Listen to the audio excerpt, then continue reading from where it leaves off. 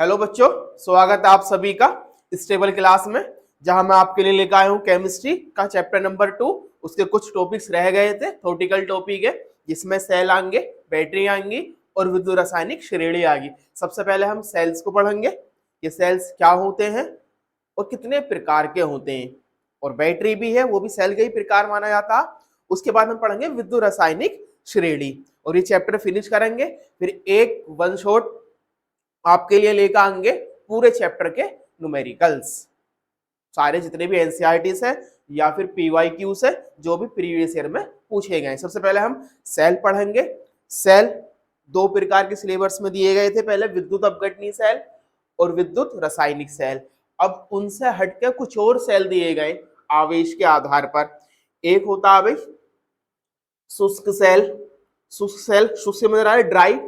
मैं सेल भी लेकर आया हूं भाई आप सभी के लिए समझाने के लिए कि सेल क्या होता, इसमें किस पार्ट का क्या नाम होगा, इस पार्ट को क्या कहेंगे, जिस साइड से तुम लगाते हो पीछे वाले पार्ट्स को क्या कहेंगे, इसकी बॉडी को क्या कहते हैं, और इसमें एनोड कौन होता है, कैथोड कौन होता है, बीच में एक छड़ होती। कभी सेल को यहाँ से खोल के देखोगे तो ब्लैक कलर की एक छड़ सी दिखाई देती, उस छड़ को क्या कहते हैं, उसका कार्य क्या होता, ये सब चीजें आपको इस क्लास में बताने वाले हैं। अब एक होता सीसा संचायक सेल। अब सीसा संचायक सेल तो लानी सा कहते हैं बैटरा कहां से लेते देना पड़ा, मुझसे उठता भी नहीं। तो सबसे पहले क्या पढ़ेंगे, शुष्क सेल। अब शुष्क सेल से हमारा सूखा हुआ सेल यानी ड्राई सेल। एक होगा सीसा संचायक सेल, यानी उसके अंदर कोई प्लेट वगैरह लगा हुई होगी शीशे की किसी और तरह की, सीसा संचायक सेल। संचायक का मतलब अपने अंदर कोई चीज वो एब्जॉर्ब करेगा, अवशोषित करेगा, अपने पास किसी चीज को वो इकट्ठा करेगा, इस प्रकार का सेल। सबसे पहले हम पढ़ेंगे भाई शुष्क सेल को। अब शुष्क सेल की पहचान, एक सबसे बड़ी पहचान सभी को मालूम भी होगी कि ये इस प्रकार के सेल होते हैं, एक बार अगर डाउन हो जाए तो इन्हें पुनः आवेशित नहीं किया जा सकता, यानी दोबारा इन्हें हम चार्ज नहीं कर सकते। यानी कि इसका मतलब ये हुआ, अगर हम इनका एक बार प्रयोग कर लें तो हम दोबारा इनका प्रयोग नहीं कर सकते। मेरे हाथ में ये सेल है भाई, अगर ये रिमोट का सेल है, अगर ये सेल एक बार डाउन हो गया तो दोबारा नहीं तो चार्ज होगा और नहीं दोबारा हम इसका प्रयोग कर पाएंगे, सिर्फ एक ही बार इसका प्रयोग होगा। तो इसमें लिखा हुआ भी है, यह एक प्राथमिक सेल है। सबसे पहली कैटेगरी में प्राथमिक सेल ही आएगा। जो बैटरी जो इन्वर्टर पर लगे रहते हैं वो द्वितीयक सेल होते हैं। पहला ऑप्शन अपना यही है, प्राथमिक सेल है वह सेल, यहां से इंपोर्टेंट लाइन है, वह सेल जो एक बार प्रयोग होती है, एक बार प्रयोग हो गया फिर खत्म, कोई वैल्यू नहीं, फेंक देते हैं इसे, तथा जिसे पुनः चार्ज नहीं किया जा सकता है। दोबारा हम चार्जिंग पर नहीं लगा सकते कि हम इसमें दो तार लगा दें कैथोड एनोड या प्लस माइनस के और हम इसे चार्ज कर ले, दोबारा ऐसा नहीं हो सकता। एक बार डाउन हो गया तो खत्म, चार्ज नहीं किया जा सकता। उसके बाद में शुष्क सेल को लेकांश सेल भी कहते हैं, लेकांश सेल ने खोज की है, तो लेकांश सेल के साथ उदाहरण भी है उसका, उसमें जिसमें Zn का एक बर्तन होता। Zn का बर्तन किसे बोलते हैं, आपको ये बॉडी दिखाई दे रही होगी, ये ऊपर जो इसके ऊपर कवर है, तो ये तो एक स्टील पीच होती है, ये जो कवर है इसके नीचे जब इसे मैं हटाऊंगा, इतना हटने का नहीं है आसानी में, ये नहीं मेरे इतने बड़े नाखून है जो हटा दूं मैं इसे, जो इसके नीचे एक सिल्वर कलर का सा लेयर होगी वो होगा Zn जिंक, जिसमें Zn बर्तन एनोड का कार्य करता है। दूसरा Zn बर्तन इंपोर्टेंट लाइन है, Zn कौन वर्क करेगा, एनोड का, और एनोड के वर्क के लिए क्या होगा, Zn की प्रॉपर्टी सभी को याद हो गई होगी कि Zn अपने दो इलेक्ट्रॉनों को त्यागता है और Zn2+ बना लेता। अब इलेक्ट्रॉनों को त्यागा Zn2+ करा है तो हम क्या कह देंगे इसको, एनोड। और देखो थ्योरी में ही पढ़ोगे तो क्या लिख के दिया, Zn बर्तन एनोड का कार्य करता है, बिल्कुल इसके अकॉर्डिंग प्रैक्टिकली ले रहे हैं, जो लिखा हुआ उसी के अकॉर्डिंग बता रहे हैं।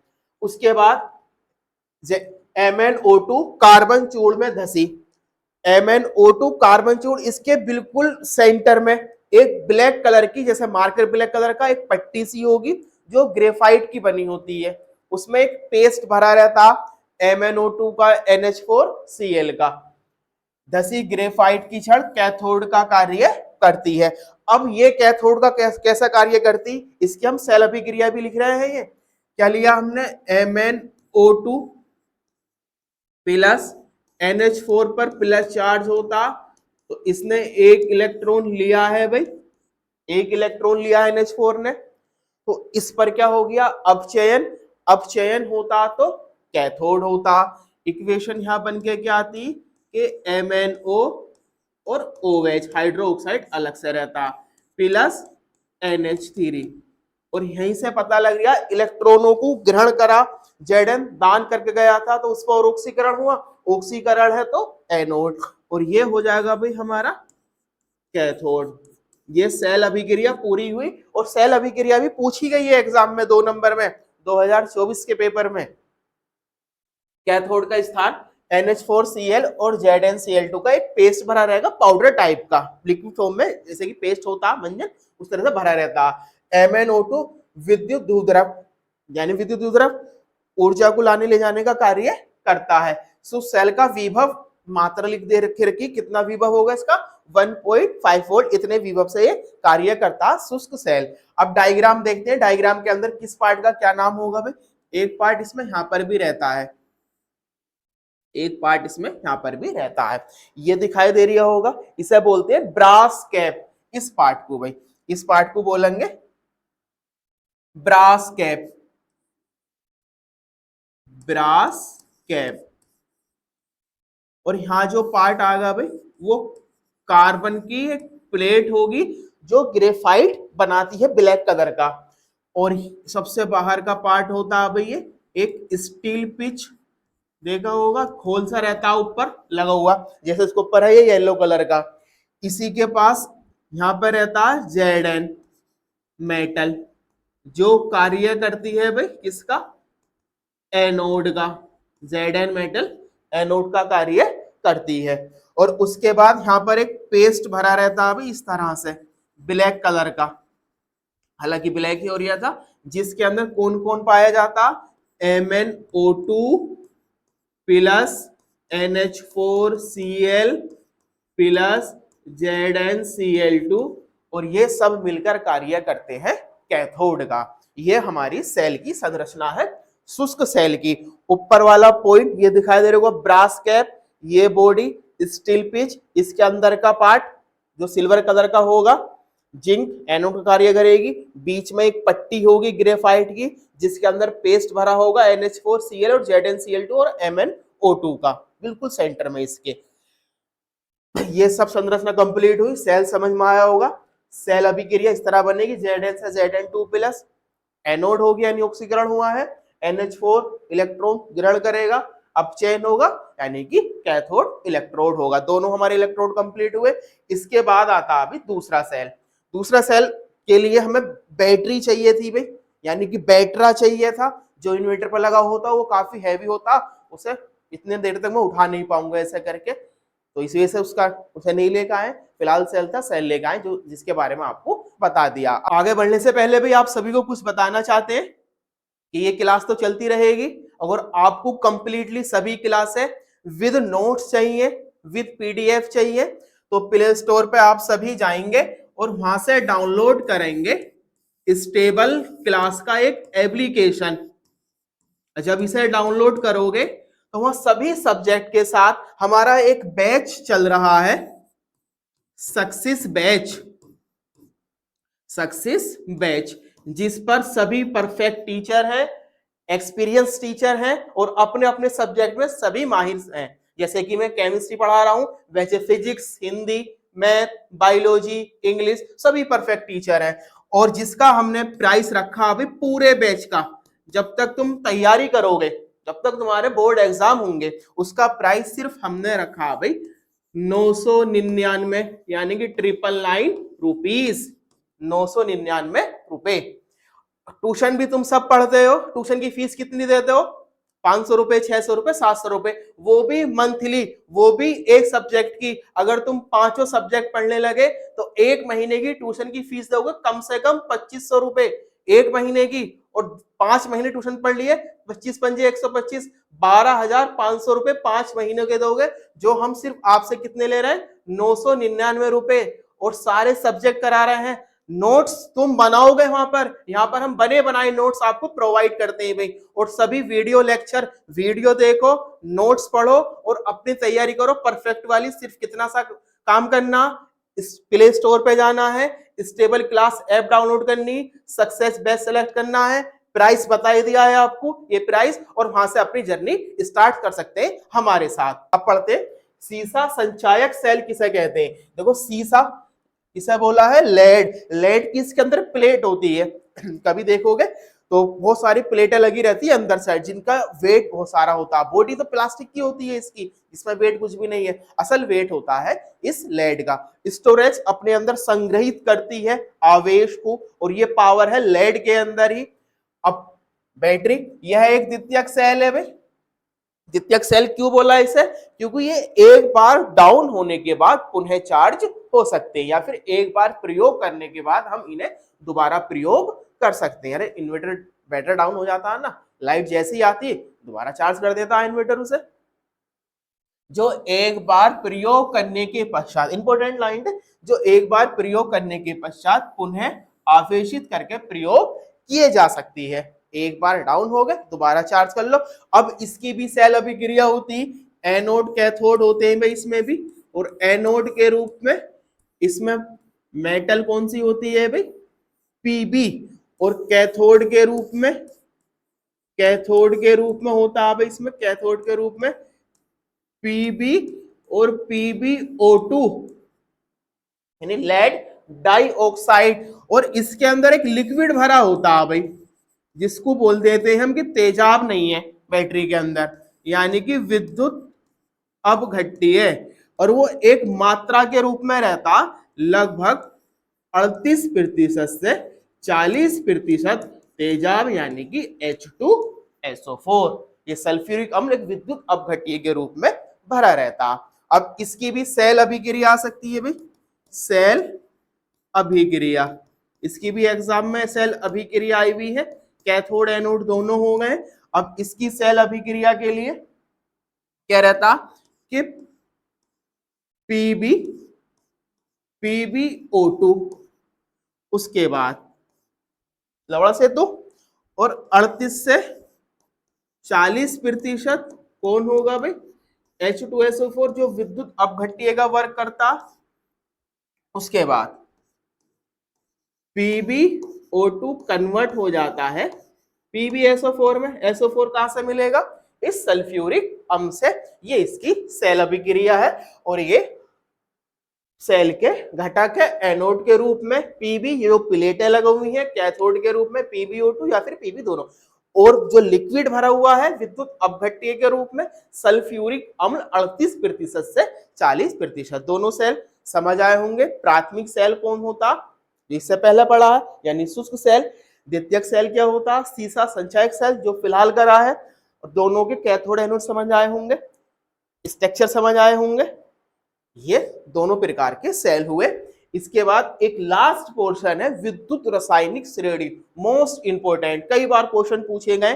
विद्युत रासायनिक श्रेणी से किस प्रकार के क्वेश्चन पूछे जाते हैं भाई, कि कॉपर सल्फेट के विलयन का रंग लोहे की कील डालने पर क्यों बदल जाता है। इस तरह के क्वेश्चन आए हुए, क्वेश्चन सब सोल्व करेंगे, जितने भी एनसीईआरटी क्वेश्चन है या फिर प्रीवियस ईयर में आए हुए क्वेश्चन है सभी को सोल्व करेंगे।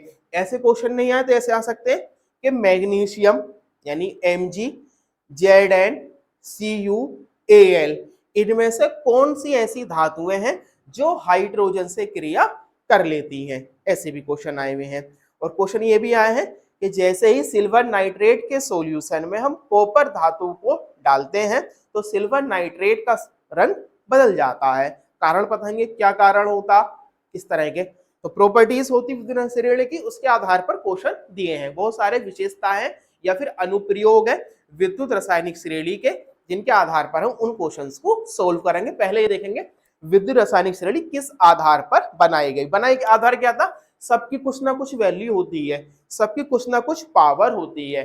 जैसे इसमें देखोगे जिसमें हम रह रहे हैं या फिर घर में देखोगे सबसे पावरफुल कौन होते हैं हमारे, दादाजी है, दादाजी, या दादी जी हैं, दादी जी, पिताजी, माताजी, फिर बड़ा भाई या बड़ी बहन है, बड़ी बहन है। तो एक ऑर्डर से बनकर आता। इसी तरह से यहाँ पर भी धातुओं का ऑर्डर था उनकी क्रियाशीलता के आधार पर। दो प्रकार की क्षमता थी, एक ऑक्सीकारक क्षमता और एक अपचायक क्षमता। तो उसके आधार पर एक क्रम बनाया गया जिसको कहा गया विद्युत रासायनिक श्रेणी। आइए क्या होता है श्रेणी के अंदर पढ़ते हैं। प्रत्येक इलेक्ट्रोड में ऑक्सीकरण और अपक्षय अभिक्रिया दिखाने की प्रवृत्ति होती है। बात बिल्कुल सही है। जितने भी इलेक्ट्रोड है वो ऑक्सीकारक भी होते हैं और अपचायक भी होते हैं, दोनों तरह से अपने गुणों को प्रदर्शित करते हैं जितने भी प्रकार के इलेक्ट्रोड हैं। प्रवृत्ति होती है। अतः प्रत्येक इलेक्ट्रोड का जहां मानक ऑक्सीकरण विभव रखता है, अच्छा ये भी इंपॉर्टेंट लाइन है, जो मानक ऑक्सीकरण विभव रखेगा उसके अंदर ये प्रॉपर्टी भी होगी, वो अपचयन ऑक्सीकरण विभव भी रखेगा। यानी जिसके पास अपचयित होने की क्षमता है उसके पास चाहे अपचयित होने की क्षमता बहुत ज्यादा हो लेकिन थोड़ी बहुत क्षमता ऑक्सीकृत होने की भी होगी। यही बात बोल रहे हैं। जहां मानक ऑक्सीकरण विभव रखता है वहीं अपचयन विभव भी रखता है। दोनों चीजें साथ चलती क्योंकि एक रेडॉक्स अभिक्रिया चलती रहती है। हम कह सकते हैं ये एक रेडॉक्स अभिक्रिया है। किसी इलेक्ट्रोड के ऑक्सीकरण विभव और अपचयन विभव को रेडॉक्स विभव के नाम से मैंने पहले बताया रेडॉक्स विभव कह सकते हैं क्योंकि ऑक्सीकरण और अपचयन दोनों ही इसके अंदर होता है। उसके बाद में जब तत्वों में ये बात याद रखेंगे, धातु अधातु दोनों को ध्यान में रखकर विद्युत रासायनिक श्रेणी बनाई गई है। धातु और अधातु दोनों को ध्यान में रखकर। अब उनकी क्षमता अलग अलग है, धातुओं की क्षमता अलग है, अधातुओं की क्षमता अलग है। को उनके मानक अपचयन विभव या फिर मानक ऑक्सीकरण विभव के आधार पर, यानी उनकी क्रियाशीलता के पापा ज्यादा पावरफुल है मम्मी से तो पापा का स्थान ऊपर है, फिर मम्मी का, भाई का, बड़ी बहन का, फिर हम जैसे छोटे बच्चों का कहीं ना कहीं अपना भी स्थान आएगा। मानव ऑक्सीकरण विभव के आधार पर क्रमबद्ध किया गया यानी क्रम से लगाया गया। इस प्रकार एक श्रेणी प्राप्त होती है जिसे विद्युत रासायनिक श्रेणी या फिर विद्युत वाहक श्रेणी कहते हैं। अब श्रेणी बहुत बड़ी है भाई, तो सिर्फ श्रेणी के अंदर सब वैल्यू याद नहीं करनी। कुछ धातुएं इंपोर्टेंट है जिनके मान याद होने चाहिए, जिनके ऊपर नैनस समीकरण के न्यूमेरिकल्स भी दिए गए हैं। और क्रम याद रहना चाहिए कि पापा ऊपर है मम्मी से तो पापा सबसे ऊपर आएंगे भाई, फिर मम्मी आएंगी, बड़ा भाई आएगा, वैसे यहाँ पर क्रम है। और इनके अंदर एक ऑक्सीकारक होगा, अपचायक होगा। और ये बात याद रखेंगे 25 डिग्री सेल्सियस पर मानक इलेक्ट्रोड विभव के आधार पर बनाई गई। मानक इलेक्ट्रोड विभव समझाया था जहां पर कंडीशन हमें दे दी कि 25 डिग्री सेल्सियस और एक वायुमंडलीय दाब पर जितना इलेक्ट्रोड विभव होता है उसे मानक इलेक्ट्रोड विभव कहते हैं। तो अर्धशैल अभिक्रिया लिखने का तरीका भी बताया था भाई आपको कि एलआई। अब एलआई के अंदर क्या प्रॉपर्टी रहती है भाई, एलआई के अंदर कि एलआई का अगर परमाणु क्रमांक याद हो सभी को, एलआई का परमाणु क्रमांक 3 होता। इलेक्ट्रॉन विन्यास करोगे तो ये आगा 1s2 2s1। तो एक इलेक्ट्रॉन को क्या काम करती है, अपने आप को स्टेबल करने के लिए दान कर देती है। जब दान करेगी तो एलआई पर रहता है यहाँ पर प्लस चार्ज। इलेक्ट्रॉन इसने अपना दान करा भाई, यहां से इलेक्ट्रॉन इसने अपना दान करा और यहां पर बना लेता है ये एलआई। सबसे अधिक वैल्यू ऑक्सीकारक क्षमता इसी की होती है, लगभग माइनस के 3.05। और ये सभी वैल्यू काय में दी गई है, वोल्ट में मात्रा है, क्योंकि मानक इलेक्ट्रोड विभव का मात्रा वोल्ट आएगा, ये इसकी वैल्यू हो जाएगी। अब इसके बाद कुछ हम सब नहीं लेंगे, कुछ इंपोर्टेंट धातुएं या फिर अधातुओं को लेंगे।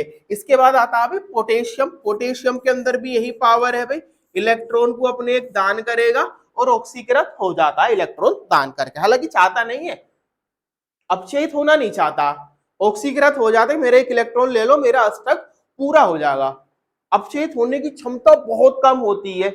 और ये जो सारणी बनाई गई है, ऑक्सीकरण क्षमता भी है और अपचायक क्षमता भी है। चाहे ऑक्सीकरण क्षमता बहुत ज्यादा हो जैसे कि लिथियम, पोटेशियम जो भी स्टार्टिंग में दे रखे, लेकिन अपचयित होना नहीं चाहते, लेकिन थोड़े बहुत किसी ना किसी कंडीशन में अपचयित है तो वो इलेक्ट्रॉन दिया गया, इलेक्ट्रॉन इसने अपना दिया आ गया और यहाँ बना लिया भाई पोटेशियम, जिसकी वैल्यू मानक इलेक्ट्रोड विभव निकल कर आता 2.98 वोल्ट मात्रक है इसका। अगला एक आगा भाई पोटेशियम के बाद कैल्शियम। कैल्शियम पर 2+ चार्ज। अच्छा ये बात पता होनी चाहिए कि कैल्शियम पे 2+ चार्ज क्यों आया। जब कैल्शियम का इलेक्ट्रॉनिक विन्यास करोगे तो लास्ट में इसका आगा 4s2, यानी अपने 2 इलेक्ट्रॉनों को त्याग करके ये चाहता कि मेरे अष्टक में 8 इलेक्ट्रॉन हो जाए और मैं मजबूत हो जाऊं, स्टेबल हो जाऊं। इस वजह से 2+ चार्ज, क्योंकि 2 इलेक्ट्रॉन ये दान करता और यहां बना लेगा फिर ये Ca। और इसका भी वैल्यू लिखेंगे भाई, वैल्यू होती है 2.87 वोल्ट। ठीक है। उसके बाद अगली धातु आती है सोडियम। सोडियम का फॉर्मूला Na, इसी ग्रुप का, ऊपर दोनों के साथ शामिल है, इलेक्ट्रॉन त्यागेगा, क्या बनाएगा यहाँ पे भाई, सोडियम बनाएगा यहाँ पे, जिसकी वैल्यू होगी माइनस के 2.71 वोल्ट। उसके बाद अगला आएगा भाई मैग्नीशियम। मैग्नीशियम की प्रॉपर्टी है कि Mg2+, 2 इलेक्ट्रॉन बाह्य कोश में है, इसके भी 2 इलेक्ट्रॉनों को त्यागेगा और बनाएगा भाई Mg।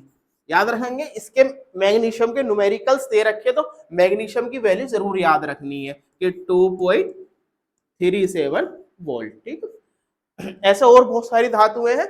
उसके बाद हम ले लेते हैं भाई जिंक को, और जिंक की प्रॉपर्टी तो पढ़ ली होगी भाई। जिंक क्या वर्क करता, जिंक का वर्क रहता है कि ये अपने आप को हमेशा ऑक्सीकृत करना चाहता है।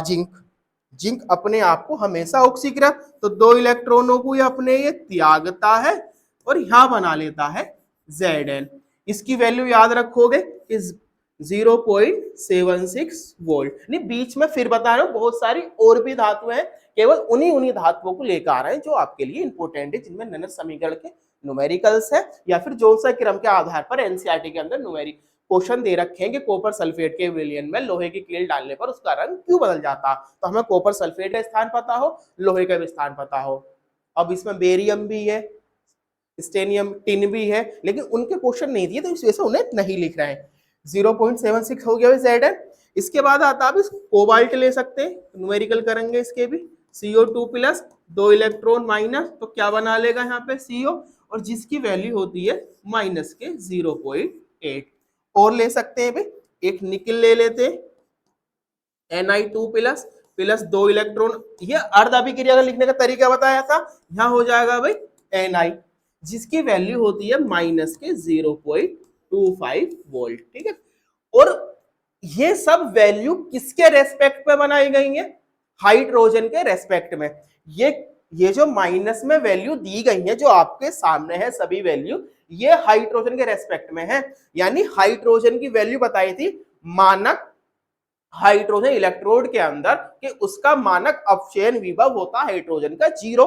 तो 0 से ये माइनस की फॉर्म में, और जब 0 से कुछ प्लस की फॉर्म में होंगी, सब हाइड्रोजन के आधार पर विद्युत रासायनिक श्रेणी बनाई गई कि हाइड्रोजन को रेस्पेक्ट मानकर फैमिली कैसे बनाई गई है कि फैमिली सबसे ऊपर पापा, यानी सबसे ऊपर गॉड है, भगवान है, भगवान को लेकर बाकी सब ये चीजें बनाई गई हैं।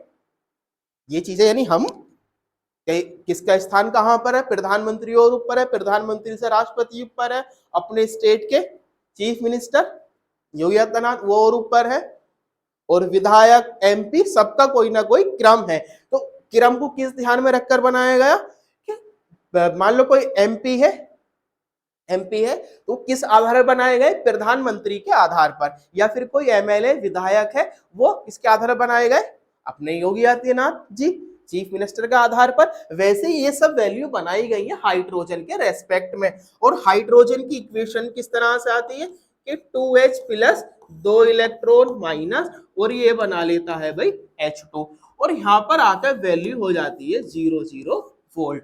तो सभी वैल्यू ये जो हमने अब तक लिखी हाइड्रोजन के रेस्पेक्ट में है, और ऑक्सीकारक क्षमता और अपचायक क्षमता का क्रम भी है। जितना हम नीचे को चलेंगे इतना अपचायक गुण बढ़ता जाता, जितना नीचे की साइड से ऊपर को आएंगे उतना अपचायक गुण बढ़ता जाता, ऑक्सीकारक गुण बढ़ता जाता।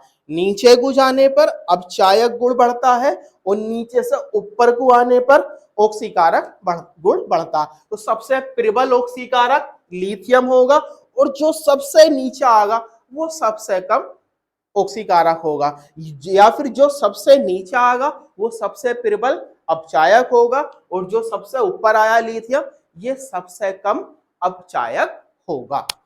आई थिंक समझ आ रहा होगा सब कुछ। कुछ और धातुएं लेते हैं जो हाइड्रोजन के बाद आ सकती हैं, जैसे कि हमने ले लिया भाई कॉपर, इंपोर्टेंट है, याद रखेंगे, इसके बहुत सारे क्वेश्चन है कॉपर के, ठीक है।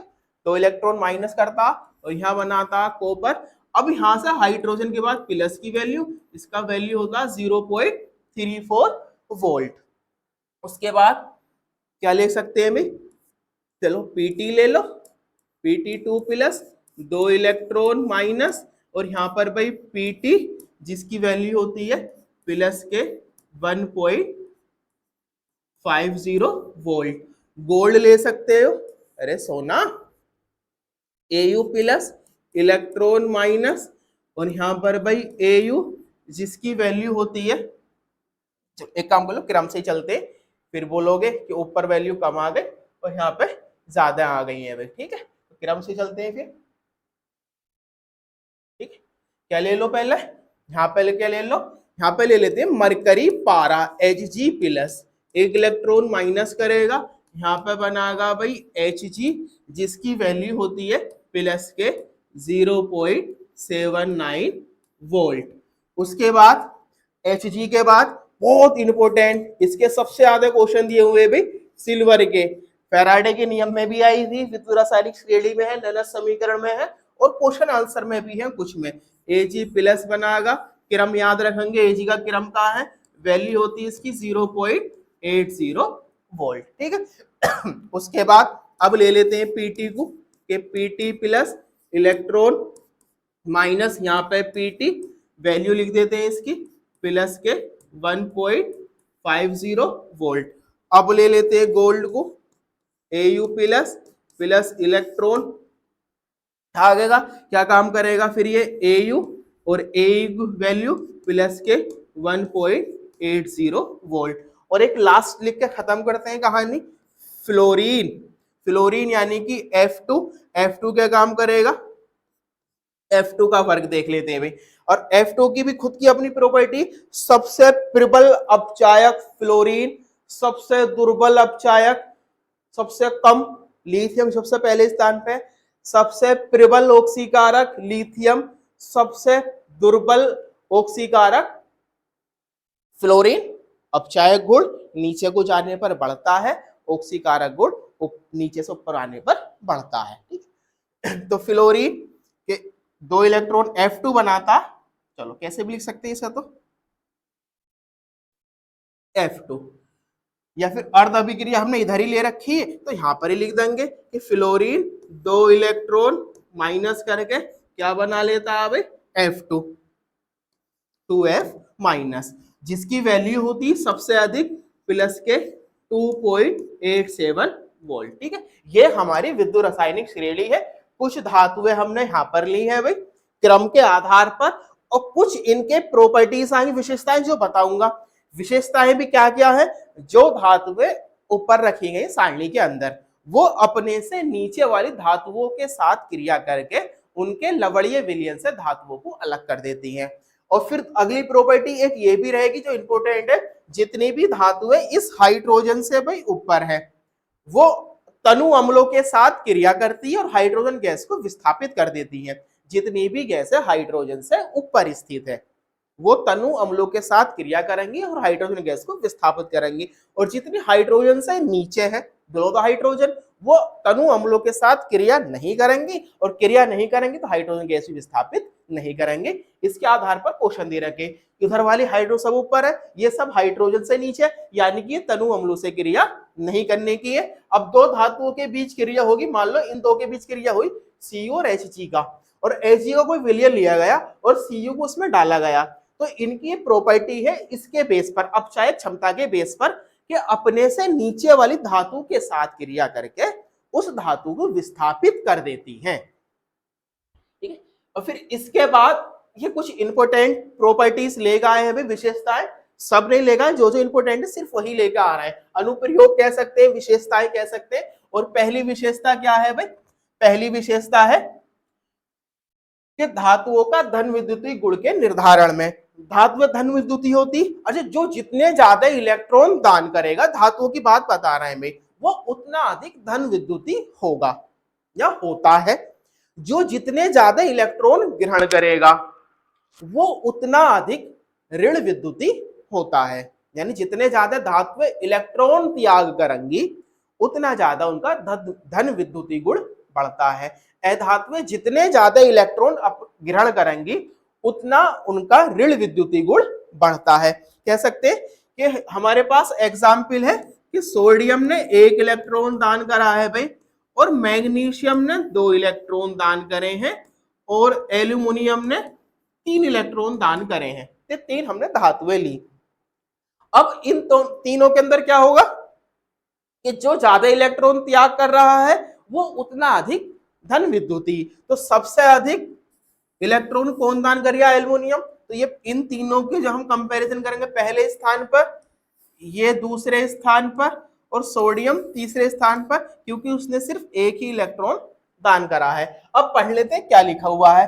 किसी धात्विक परमाणु में धनायन परिवर्तित होने का, कोई धात्विक परमाणु से धनायन बनाना, परिवर्तित होने का गुण उसके धन विद्युती गुण पर निर्भर करता है, किस तरह वो इलेक्ट्रॉन दान कर रहा कहलाता है। विद्युत रासायनिक श्रेणी में धातुओं का धन विद्युती गुण जो बता रहे हैं, ऊपर से नीचे जो सारणी बनाई गई है, तो धन विद्युती गुण ऊपर से नीचे आने पर घटता है, क्योंकि अपचायक गुण बढ़ रहा है। सीधी सी बात है, ऊपर वाली धातु प्रबल ऑक्सीकारक, ये बात पहले बताती थी, नीचे वाली दुर्बल ऑक्सीकारक। तो क्या लिख दिया? घटता है। जिसमें जितना अधिक धनात्मक होगा वो उतना ही अधिक धन विद्युती होता है।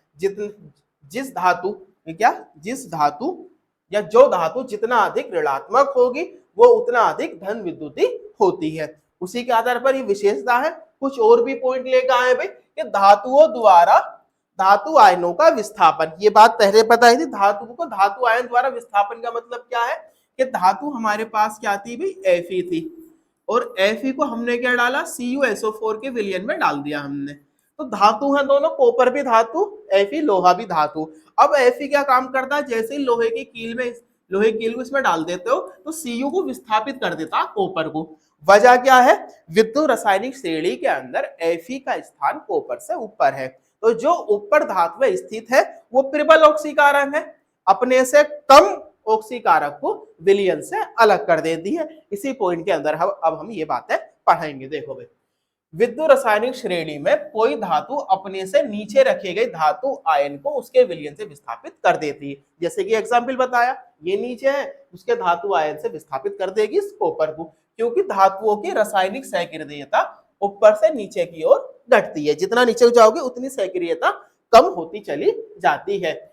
अधिक ऋणात्मक Arp धातु अपने से कम, या फिर ये शॉर्ट में लिखते हैं इन सबका मतलब, अधिक ऋणात्मक Rp का मतलब क्या होता? अपचायक क्षमता, पावर। अपचायक यानी रिड्यूसिंग, आर से रिड्यूसिंग, पी से पावर।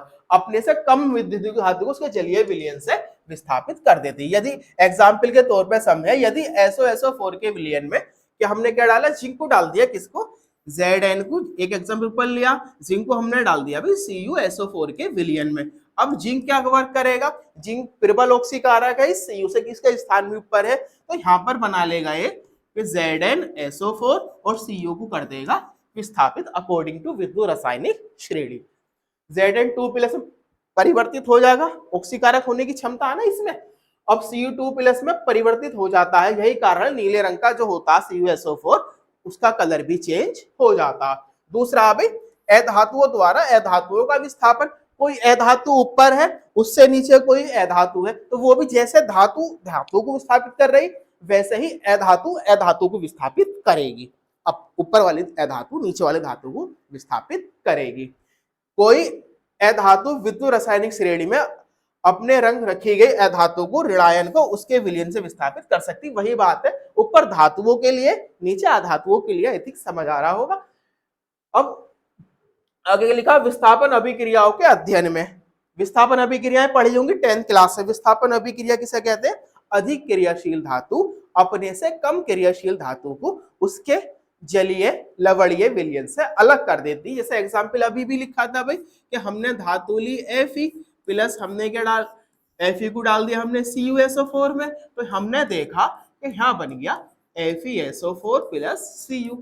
ऐसे नहीं समझ सकते तो हमने क्या काम करा भाई, एक हमारे पास बीकर है, केमिस्ट्री बीकर बार बार आता, उस बीकर में हमने क्या भर रखी है, CuSO4 का रंग होता भाई नीला, आई थिंक कम चमकेगा भाई, नीला रंग होता CuSO4।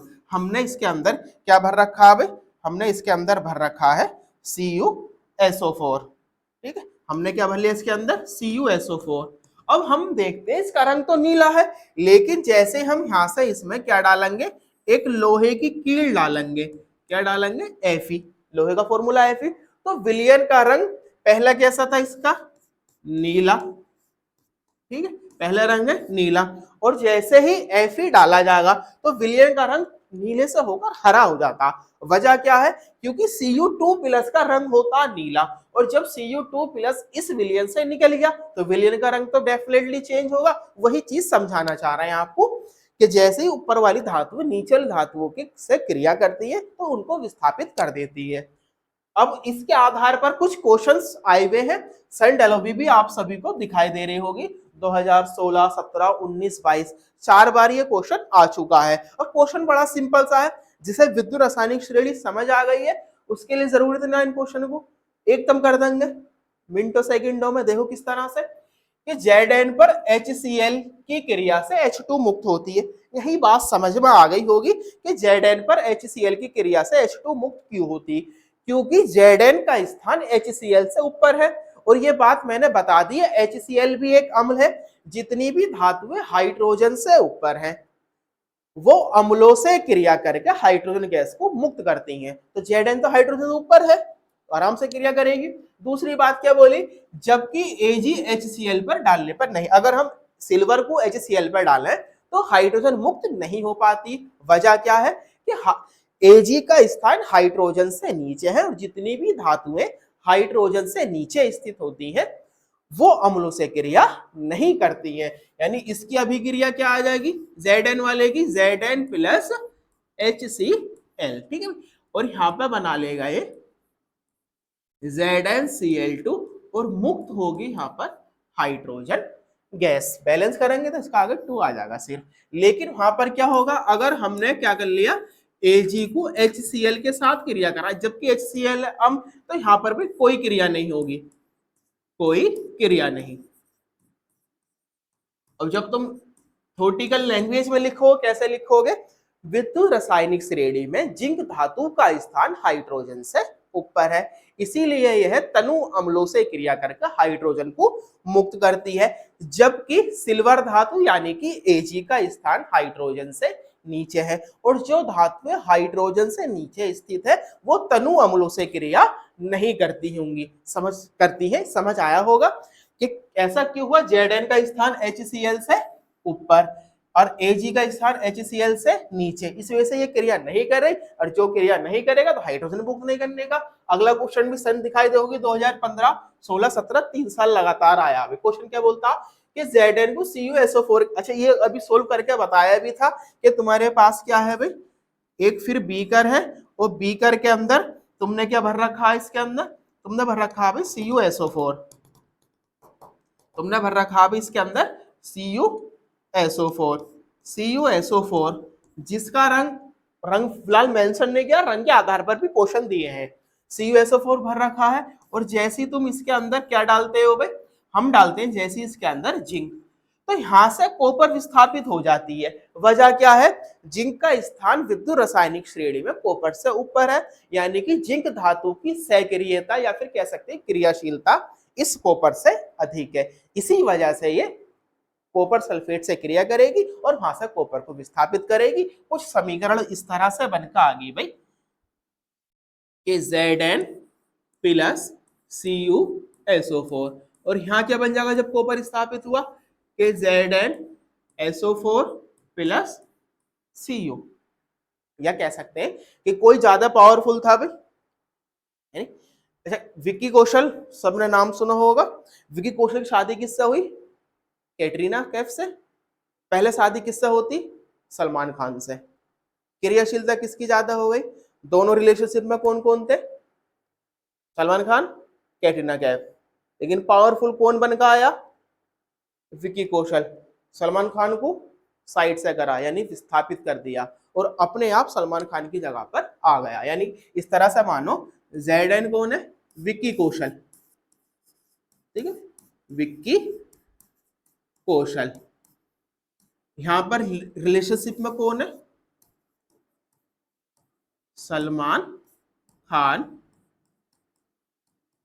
कैटरीना कैफ, ठीक है, ये रिलेशन में है कैटरीना कैफ। या कह सकते हैं ये कौन है, विकी कौशल। इस कैटरीना दो रिलेशनशिप में दोनों आराम से क्रिया कर रहे हैं, अलग तरह का रंग है। अब जैसे ये आए, इन्होंने क्या काम करा, विकी कौशल ने, कि विक्की प्लस क्या हो गए फिर कैटरीना, और किसको अलग कर दिया, इस बेचारे सलमान को, सलमान खान को। तो पावरफुल सलमान खान ज्यादा है लेकिन इसमें पीछे रह गया बेचारा। तो इस तरह से क्या चलती है, विस्थापन में भी क्रियाएं लाइफ में भी चलती हैं और केमिस्ट्री में तो चलती ही हैं। आगे देखते हैं। अगला क्वेश्चन क्या कहता कि FeCuSO4 के लिए Cu विस्थापित कर देता है जबकि Ag तथा Pt।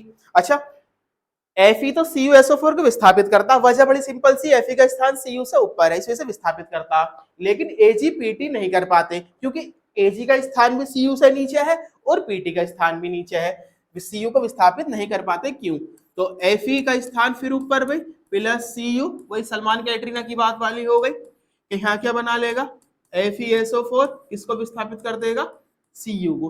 बट कौन नहीं कर पा रहा, Ag नहीं कर पाता CuSO4 को विस्थापित, इसके विलयन से। यहाँ क्या लिख देंगे, कोई क्रिया नहीं, लोग तो और भी बहुत आते हैं लेकिन कोई एक ही विस्थापित कर पाता। दूसरा लोग कौन आया अभी, प्लेटिनम, प्लेटिनम प्लस CuSO4, तो यहाँ भी क्या आएगा भाई, कोई क्रिया नहीं। बात समझ आ रही होगी। लैंग्वेज में कैसे कन्वर्ट करेंगे, लैंग्वेज में कैसे कन्वर्ट करेंगे कि विद्युत रासायनिक श्रेणी में Fe का स्थान Cu से ऊपर है और ऊपर वाली धातुएं अपने से नीचे वाली धातुओं को उनके विलयन से विस्थापित कर देती, जबकि Pt और Ag का स्थान Cu से नीचे है, ये इनसे कम क्रियाशील धातुएं, ये विस्थापित नहीं कर पाएंगी क्योंकि ऊपर से नीचे आने पर सक्रियता गुण घटता है। ठीक है, आगे भी दो तरह क्वेश्चन, मतलब एक ही है दोनों बार। अच्छा, सभी क्वेश्चन आए हुए लगभग। क्या लिखा हुआ अभी, सिल्वर नाइट्रेट की विलयन, सिल्वर डालने पर विलयन का रंग नीला हो जाता, विलयन का रंग, यहाँ स्पेस होगा, विलयन का रंग नीला हो जाता। क्यों, एक मांगी की, अच्छा ये गलत लिखा हुआ आप, ठीक है इसे कट कर देंगे, गलत लिखा हुआ। उसके बाद बोला कॉपर धातु सिल्वर नाइट्रेट के विलयन से सिल्वर को विस्थापित कर देती, वजह यही है भाई, बड़ी सिंपल सी बात है। सिल्वर कौन है, Ag, नाइट्रेट कौन होगा, NO3 का होल ट्वाइस, कौन विस्थापित कर रहा है, कॉपर। क्यों विस्थापित कर रहा है, क्योंकि कॉपर का स्थान सिल्वर से ऊपर है, यानी कॉपर अधिक क्रियाशील है सिल्वर के कंपैरिजन पे। तो यहां बना लेता है ये Cu NO3 का होल ट्वाइस प्लस Ag। बात खत्म, वजह समझ आ गई। विद्युत रासायनिक श्रेणी के आधार बता रहे हैं, जो धातुओं ऊपर है वो अधिक क्रियाशील है अपने से नीचे वाली धातुओं के साथ। आगे कुछ और क्वेश्चन है भाई, देखो इसमें तत्व दे दिए, कौन कौन से तत्व दिए हुए भाई, एक दिया गया Mg, एक दिया गया Zn, एक दिया गया Cu, एक दिया गया भाई Ag। अच्छा, इन चारों में से कौन कौन किसके साथ क्रिया करेंगे भाई, अम्लों के साथ। तो ये बात सभी को बता दी, अम्लों से क्रिया वही करेंगे जो हाइड्रोजन से ऊपर स्थित है। अब देख लो इन चारों में हाइड्रोजन ऊपर स्थित कौन कौन होगा विद्युत रासायनिक श्रेणी के अंदर। तो मैग्नीशियम देखोगे ये ऊपर मिलेगा और जिंक भी हाइड्रोजन से ऊपर है तो जिंक भी क्रिया करेगा, लेकिन ये दोनों ही हाइड्रोजन से, ये दोनों ही हाइड्रोजन से नीचे है, नीचे स्थित है, इसीलिए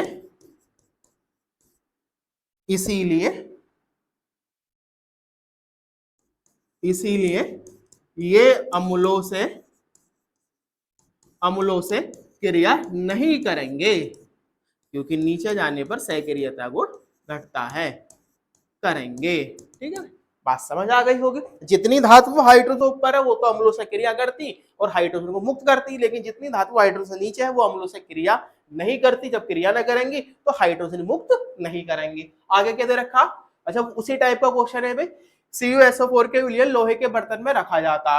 वही ले लिया भाई विक्की कौशल कैटरीना कि CuSO4 हमारे पास है फिर, और हमने उसके अंदर क्या भर दिया, बीकर के अंदर CuSO4 का एक लिक्विड है या बर्तन है, और जैसे इसमें क्या डालोगे, या जैसे क्या डालेंगे भाई इसमें लोहे की कील, जैसे ही लोहे की कील डालते हैं ये क्या हो गया भाई CuSO4, और ये कौन है भी लोहे की कील यानी कि Fe। तो सब रासायनिक समीकरण कैसा आ गई कि Fe प्लस CuSO4, और Fe ज्यादा पावरफुल है Cu से, तो क्या बना लेगा यहाँ पर FeSO4 प्लस के Cu। समझ आया होगा, बिल्कुल करेक्ट वाली बातें बता रहे हैं विद्युत रासायनिक श्रेणी के आधार पर। तो क्यों हो रहा है ऐसे, क्योंकि Fe धातु अधिक क्रियाशील है कॉपर धातु से, इसीलिए वह कॉपर सल्फेट के विलयन से कॉपर को विस्थापित कर देती है। आई थिंक सब चीजें क्लियर आई होंगी। चैप्टर फर्स्ट कंप्लीट हुआ।